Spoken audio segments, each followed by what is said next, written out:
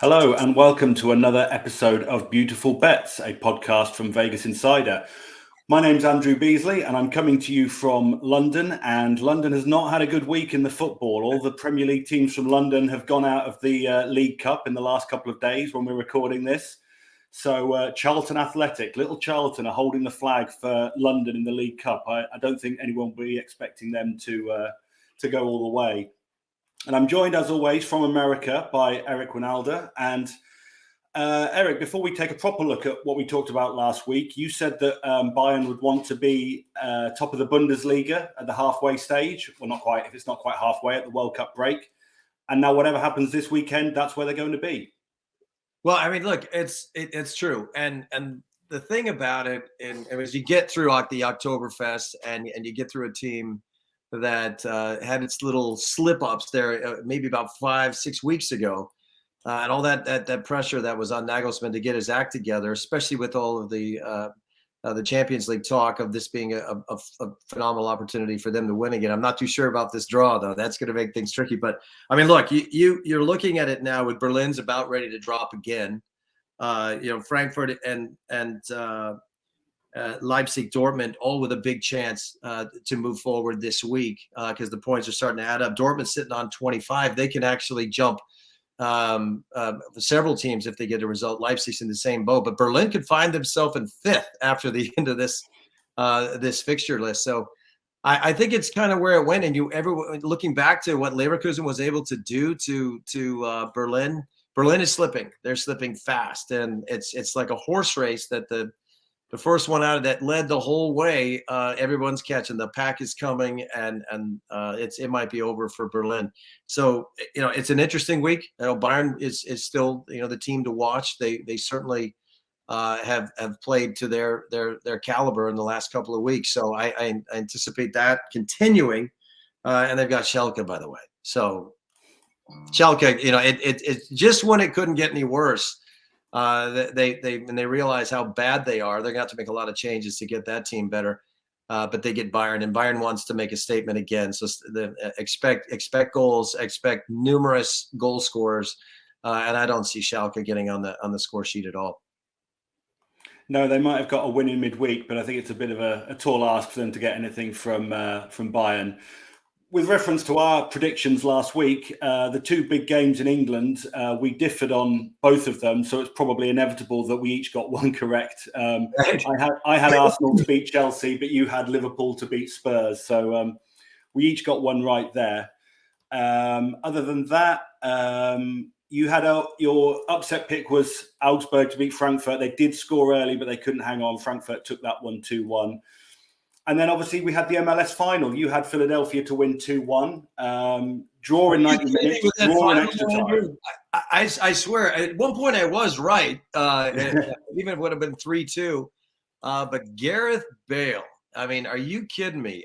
He just came off the bench with a cape and just scored a fantastic goal. All the reports are he can't shoot, can't run, but I guess he can still jump, and he was able to do that. But yeah, so we didn't have a good week. We didn't, and here's I was thinking about it because it's a real tricky time for everybody with the World Cup looming now, especially with some of the fixtures in the EPL.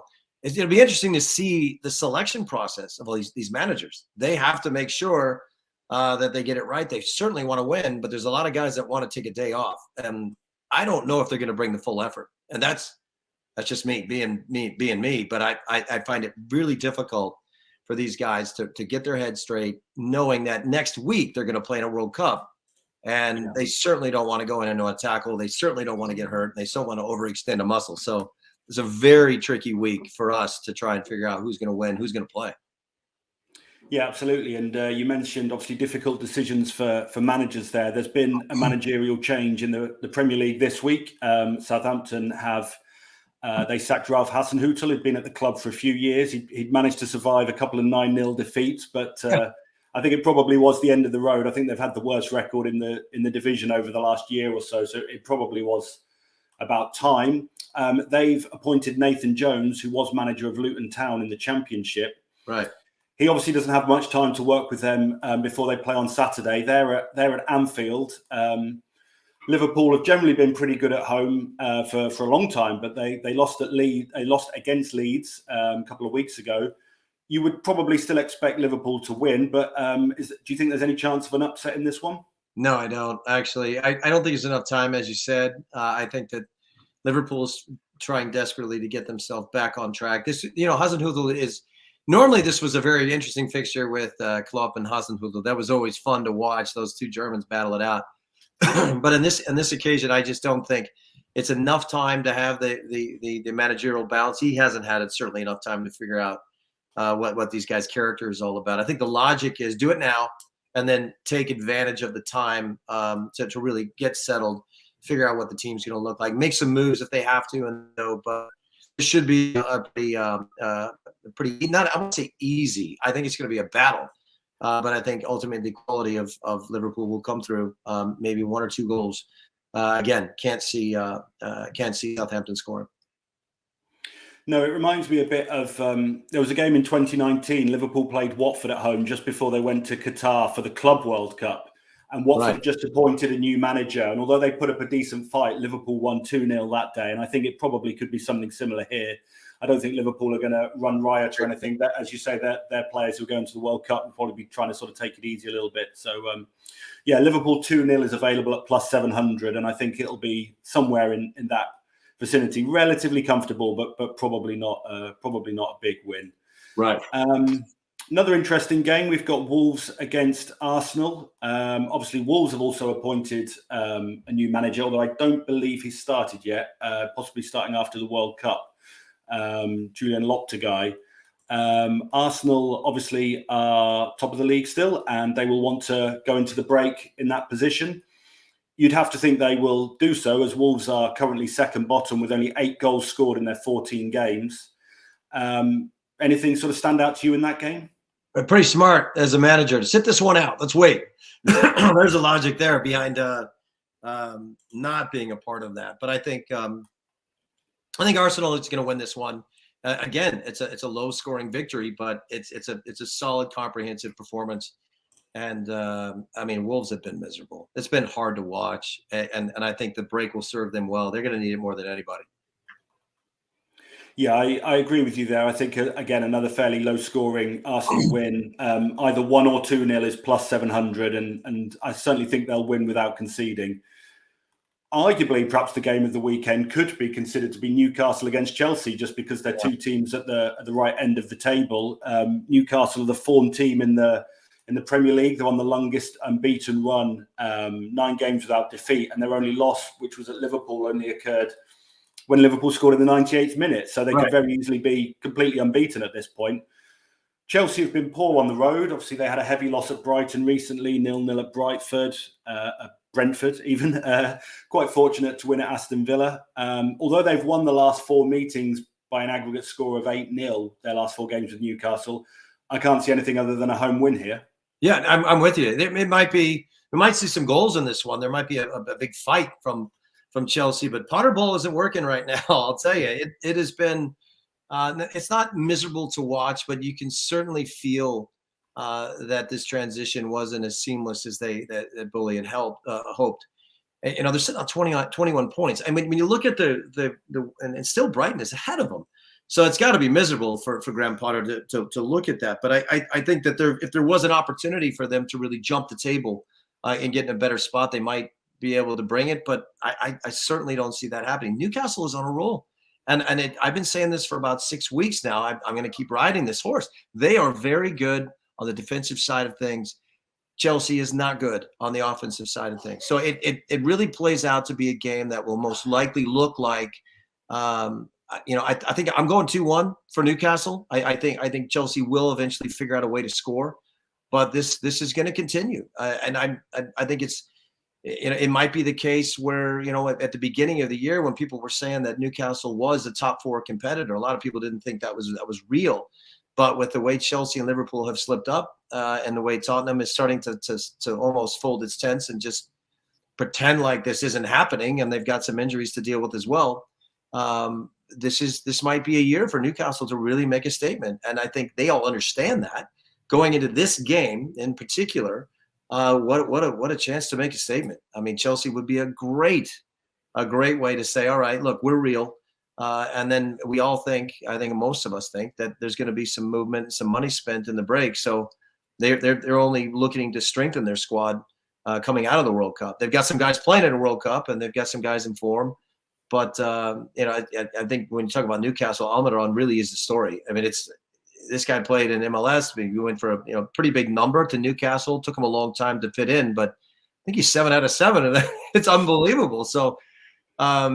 I don't know when that'll stop. I know that the Newcastle faithful are hoping it never stops, but this is a game for Newcastle to really bring it. That's got to be their mantra. Coming into this game, high energy, press the game, force mistakes, and take advantage of a very, very, I would say, insecure Chelsea side. Yeah, I agree. And I think, Newcastle will be 9 points ahead of Chelsea if they are to win this game. So that would obviously open up a huge margin. Your prediction, Newcastle 2-1, that's available at plus 900. Newcastle are favourites at plus 135 to win this. And I think that price is pretty big. I think they should probably be shorter than that. So that could possibly be the bet of the week. I think Newcastle to win that one. Another game with a sort of relatively new managerial appointment is Brighton against Aston Villa. I think Brighton look a pretty good price to beat Villa, certainly on the form of the two teams this season. Aston Villa had a win against Manchester United last weekend, but it must be noted they scored 3 goals from only 0.5 expected goals. So they perhaps a little bit lucky on that front, but they certainly did play well. They are playing tonight against United again, actually, in the League Cup. So whether Brighton will take advantage of having extra time to prepare. But what do you think of the appointment of Unai Emery and sort of, it's obviously early days, but how Villa are going to look and play under him? Well, it looked fantastic watching him walk off the other night. Just he had almost a strut to him of confidence, but that's exactly what this team needed. I guess the onus was not on the offensive side of things with Steven Gerrard, who kind of really held them back. And when Unai Emery evaluated the team, the reports were that he really felt that he had some weapons and he had some guys that he could really utilize. Going into the break, who knows what he does, but I like the feel of this team. So I'll go against that. I think Brighton, as good as they have been in certain games, Unai Emery is a different animal. This is a different plan. He's a very strategic coach. He had some bad luck, you would say, with Arsenal. They didn't give him enough time, in my opinion, to really see it through. But this is a game that will probably swing in Aston Villa's favor. I mean, I really believe that with the weapons that they have, you have a couple of guys nervous about getting hurt, but I don't think that that's really going to affect them. This is too important, and to go into the break in a much more favorable spot than they were a couple of weeks ago. Aston Villa wins this one, and I think Brighton is still trying to figure themselves out. I think they're trying to come good here, but I think I said this a couple of weeks ago. I feel like Brighton, with everything that's happening with Graham Potter, I don't think Graham Potter was the secret sauce.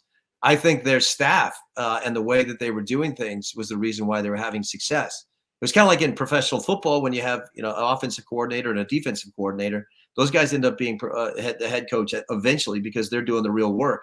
I'm not convinced on Graham Potter yet. I really am not. It's nothing to do with Christian Pulisic.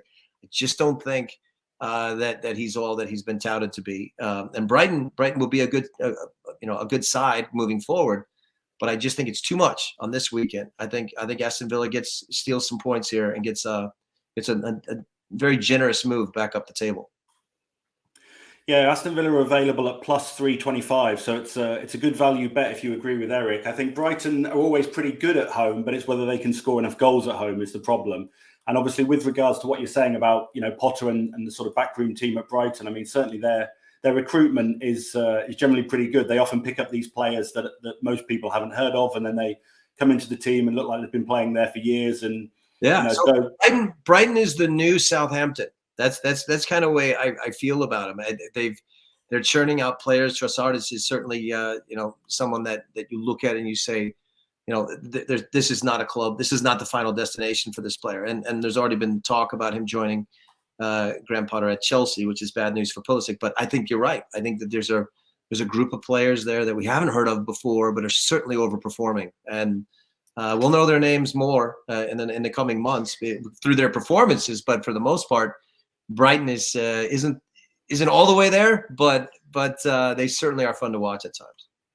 Yeah, absolutely.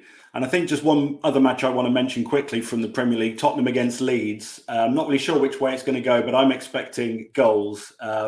Both teams to score occurs in a lot of games for both of those teams. So I think there's going to be plenty of goals in this one. I think it ended 2-1 last season to Tottenham. I think that could happen again. That's available at plus 750. But well, after last weekend, I don't know. I mean, the 4-3. I mean, I've never seen anything like that. I've never seen. Well, I have seen it, but I've never seen it happen to a friend of mine, and Jesse Mars. But to go from being booed off the pitch at halftime, getting booed on their way back out, and then they concede to make it 3-1, and then they a typical epic comeback for Leeds, and they walk away. Somerville gets another game winner right in the end of the game, 84 and 89. I think those are his two game winners, which that's fine, kid. Just don't start playing until the 80th minute. That's when we need you. But I think this Leeds scenario is really interesting because the Liverpool game certainly was the turning point. And they were about to go, before that late goal against Liverpool, they were about to go second to last, even with the tie. And they were able to get those two extra valuable points and build off of it.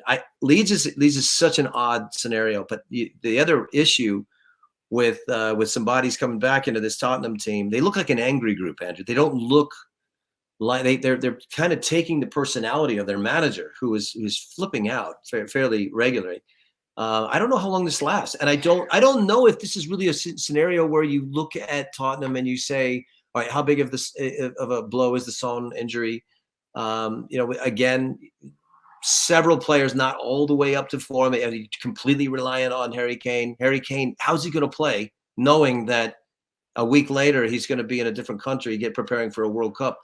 I don't know. I don't like Tottenham in this one. I really don't. I think it looks like a screaming 1-1 to me, but I would not be surprised if Jesse Marsh pulls another rabbit out of the hat. So let's not count it out. I'm on the fence here, and I apologize for that. And I have to wait until I actually see the team sheets of what selections were made and who's actually available to play. But this one is one, if you want to have a risk and you want to just have a go, that I think Leeds would be a fun bet. It's going to make your heart rate go, because that's the way it works over there. I couldn't handle it. I needed to check my pulse at the end of last week, but I would not be surprised at all if Leeds were able to surprise. It'll probably result in a very early goal, conceding a couple times, and then a massive comeback. But that's the way Leeds plays. Yeah, I'm with you. I mean, the bookmakers have got Tottenham at minus 155, which I wouldn't be getting on board with at all. The draw is 335. Leeds are plus 420. As I say, I'm not sure which way it's going to go, but I wouldn't be going near Tottenham at that price the way they're playing. They lost at Nottingham Forest in the Cup with a pretty strong team and were beaten quite easily. So, their form is not great. So one of the things that you'll realize about Conte is he prides himself on being the fittest team in the league. That's always, if you go through their preseason and you look at the metrics that they are looking at. And so his expectation is to always be ready to play, always. And that's why you saw a strong team. And when they lost that game, that really took some wind out of their sails, because, certainly some of these last minute gasps, a lot of set piece goals. Of course, the red card in the Champions League for Conte wasn't fun to watch, but he's still going, man. He's still angry, and he's not happy with the way this team is playing right now. They haven't figured it out. They haven't figured out how he wants them to play. I don't think the break even serves them well. I think they just need to get fit and hit the reset button, because right now they're there for the taking. We've seen this a couple of times now.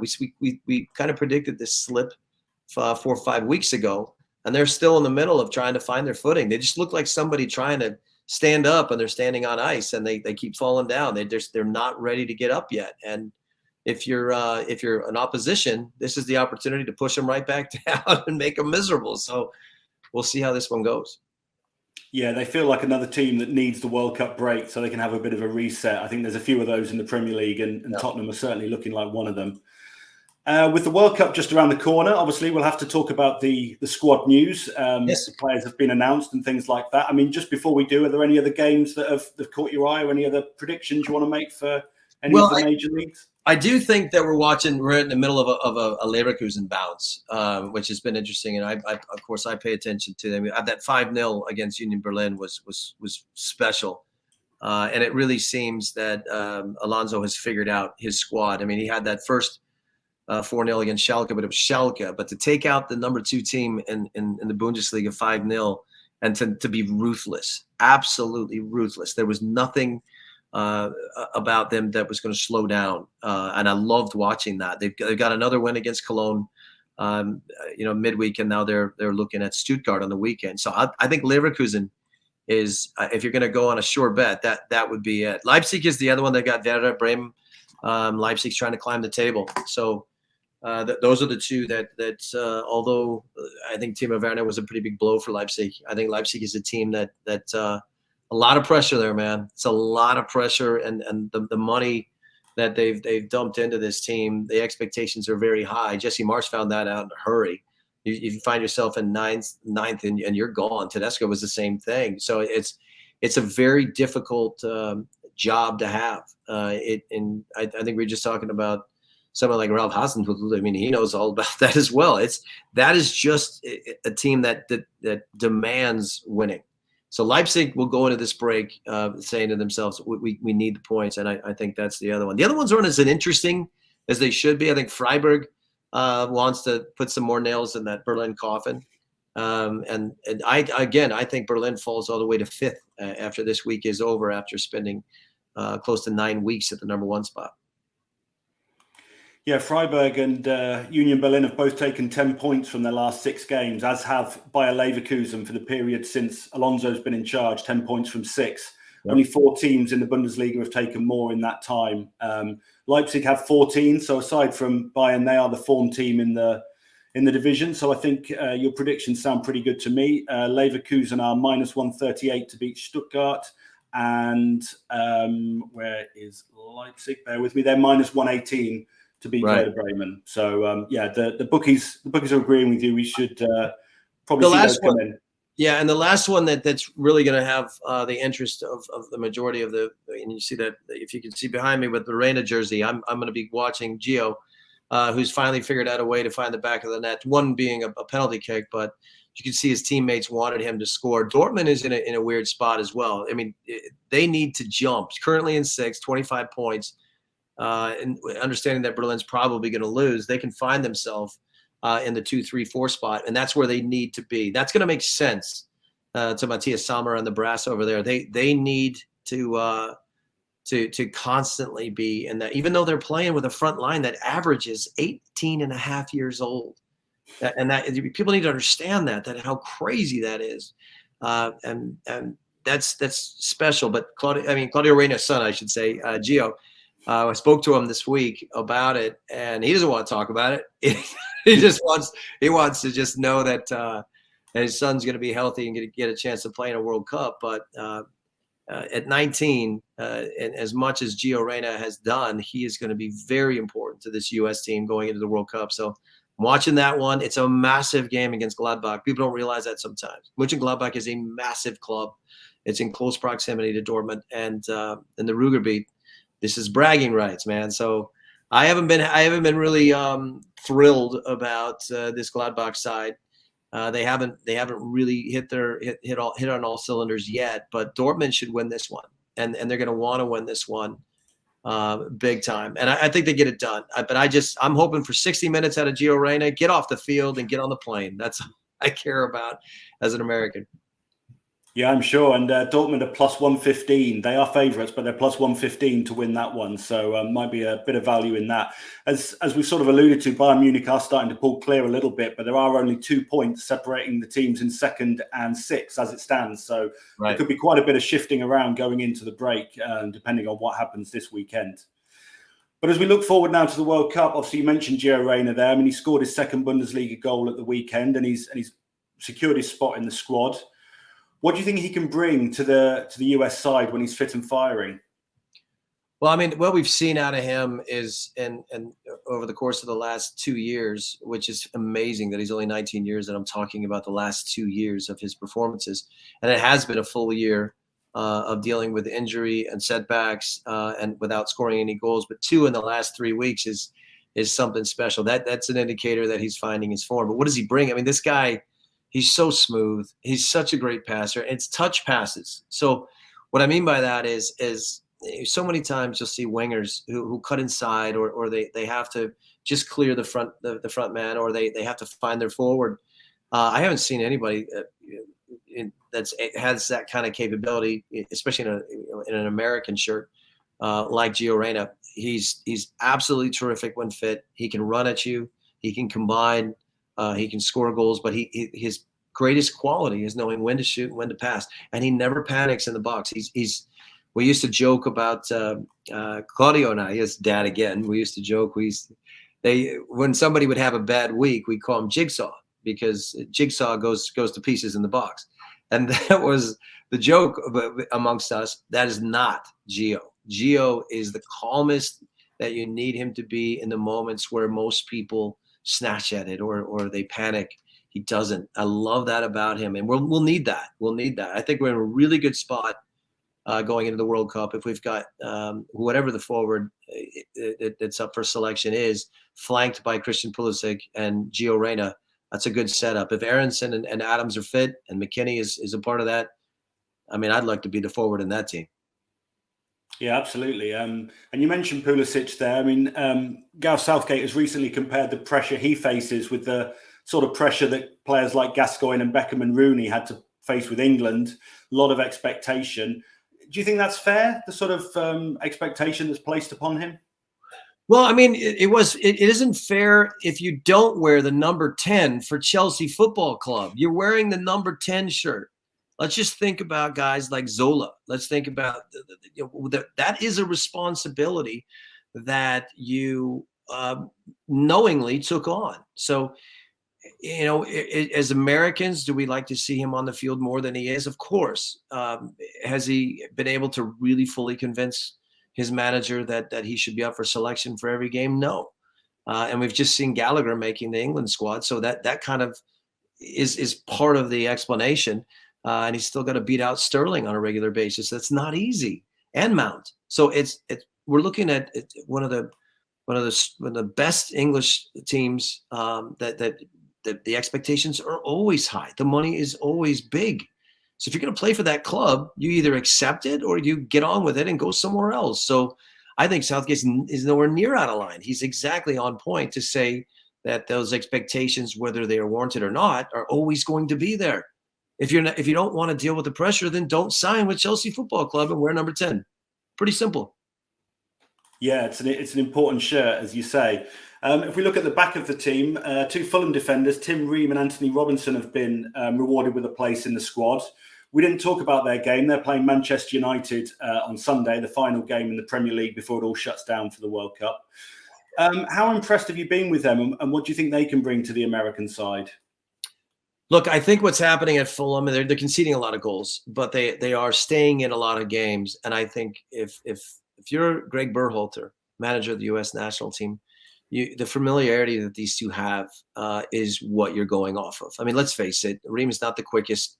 He's getting up there in age. He's impressed people like Pep Guardiola in the past, wishing that he was younger, that maybe he would make him a part of his squad. I don't know how real that was, but Tim Ream has always been a great passer of the ball. He's not the best on cover, but he's got his buddy Robinson cleaning up the mess on almost every occasion. And that relationship that they have is something that needs to be seen as an advantage for the U.S. team. I'd play them both. I would never play one on their own. I would play them both at any time I had the opportunity to put them both on the field at the same time, because they have such a great understanding. That's a great advantage for the U.S. team. I know that there's a couple of guys that Ream has to beat out, and he hasn't been a part of the U.S. squad for quite some time. I mean, it used to be John Brooks was the main character that he'd have to beat out. But I like this back line for the U.S. team, especially if those two are in it. The familiarity, as I said, is the reasoning. But with Walker Zimmerman and possibly Yedlin, that's a very formidable back line. I think we're okay with that. I think we can withstand the pressure of Wales and England with that back line, simply because these two have just got 20 games under their belt together in the EPL. You got to play them. So I'm thrilled for both of them. Tim Ream, is a great guy. He's a fantastic human being, more so than anything. Good leader, silent leader.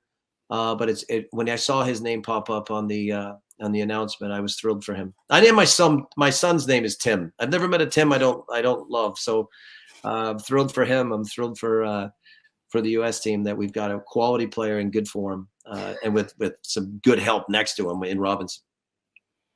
And just before we move on to discuss the England squad, I mean, were there any surprises for you with the USA squad, or anyone you thought should have been in there that wasn't? Anything sort of stand out? Well, Haji Wright, that's the one that everyone said, well, why isn't P. Folk in there? Why isn't Pepi a part of this team? There's a lot of anger today if you go into social media, especially from Pepi's camp, which is to a certain extent understood. But here's what I did about 4 weeks ago. I started looking back at the Instagram accounts of Christian Pulisic, Weston McKennie, and Tyler Adams. And every time Haji Wright had a good day, those guys were the first ones to point it out. So it wasn't some, theory of mine or some Pelican brief that I'm trying to write over here. These guys wanted him on the team. It was that simple. If you go back and look at the pictures from our youth teams, and you'll see how the team is there, and they'll circle Pulisic, and they'll circle Adams, and they'll circle Weston McKennie, and they look a lot different then than they do now. But always in the background with one of those guys with their arm around Haji Wright. He was always there. He was a part of that process. I think it was back in June last year, or it might have been this year, where we had a penalty kick, and they couldn't get the ball into his hands quick enough to get him a goal, to be the first ones to hug him. So I think this was personal. I really do. I think Greg Berhalter basically said, if this is going to be about chemistry, and Tim Ream and Robinson are certainly a part of that, so is Aronson and Adams. But the reality is with that five sitting in there, and having a great understanding, as I alluded to before, Haji Wright will be our number 9, and the reason why he will be the number 9 is because 4 out of that 5 behind him want him there, and I think that's a huge part of this. It was a big surprise to a lot of people, but not to me, and I think that it's actually a very good decision. He's in good form. He's been scoring goals of late in his domestic league, so I'm happy to see Haji Wright a part of this group. Well, it's only 2 weeks now until USA face England. Obviously, both teams have a first game to get through before that. Gareth Southgate's unveiled his England squad today. I don't think there were too many surprises in there. Perhaps the names Callum Wilson, Conor Gallagher, and James Maddison, they weren't perhaps guaranteed to be there. Right. But they've been included. I'm not sure any of them are going to play that much. But what do you think about them? I mean, do they deserve their spots in the squad? Absolutely. I think he took a chance with Walker. I mean, with his injury, that could prove to be a bad decision in the end. Selfishly speaking, I hope he doesn't play, and I hope he's not all the way up to speed, because he's one of the quickest in the league. I think we've seen those stats before. But I really like the Maddison selection. He's in form. The team wasn't playing well, but he battled back, and that's certainly something that you pay attention to. Wilson, for me, is a great striker. He's someone that worries me. He's a guy that can give the U.S. team a lot of trouble. But I mean, all in all, I thought this was, as you said, not too many surprises in there. It's a really good side. Gallagher is still a little overrated in my opinion. Maybe I'm seeing that through the Pulisic lens, but I think that he's someone that certainly has earned his spot. No other really surprises in there. I think this is going to be a very strong England side.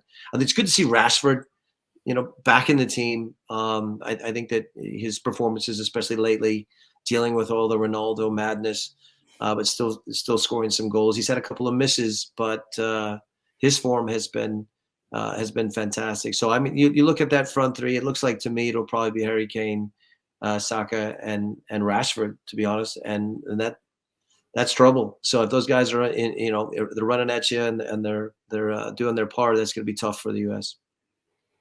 Yeah, we'll obviously talk about the game in more detail closer to it. The one thing that concerns me with England probably is Harry Maguire, because he hasn't played that much this season and he hasn't been in great form when he has played. I mean, Gareth Southgate trusts him, so I think it's sort of inevitable he would be in the squad. But do you think there's anyone in the England team the USA can target as a weakness when they play each other in 2 weeks' time? Look at the way they've played lately. I mean, even Dyer's made some mistakes. White has made some mistakes. Stones isn't particularly at the top of his game, and as you alluded to, Maguire's Maguire. I mean, even when he got into the game, they got out of there with a 0. But I mean, how many times did he look up and try to hit a 40, 50-yard ball that turned into a counterattack? So I think for us, looking at the U.S. team, you gotta test them. You certainly have to press them. I think that's the one component where if we kind of take a page out of Leeds' book and we employ guys like Adams and Aronson to just be a menace and get into them to force mistakes and keep the ball in their end. It's risky. It's certainly risky.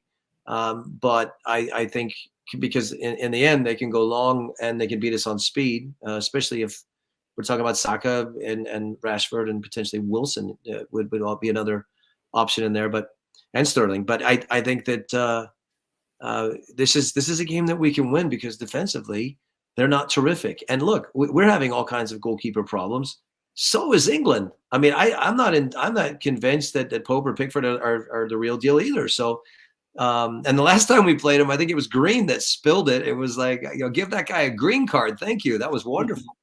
But I don't think it'll be that kind of result. But it's going to be a very intriguing game as we get closer and closer to it, and we understand what the selections might look like. It's a fantastic day just for football in general. I'm sure you and I would be going at it quite a bit as we get closer. But and if we lose, I might send you a box of live spiders, and that's I hope you understand the reasons behind that. But this will be fantastic. I think it as you alluded to as well, you got to get past Iran, and we've got to get past Wales, and that will really set up what our attitude is going into the game. But this is a tough group, man. This is a tough group. There's that guy Mehdi Taremi. He's over there in Porto that he can't stop scoring. He's Iran's talisman. I really worry about Iran more than I worry about Wales. So it's going to be a great group. Yeah, we'll probably talk about those first games next week because they won't be too far away then. But I think that'll do us for this week. We've given you a few tips. Obviously, if you follow those, then please gamble responsibly. And please remember to download the Vegas Insider app. One more weekend of club football, and then it's all about the World Cup. So we'll be back next week to talk about that in a lot more detail. Thanks for joining us.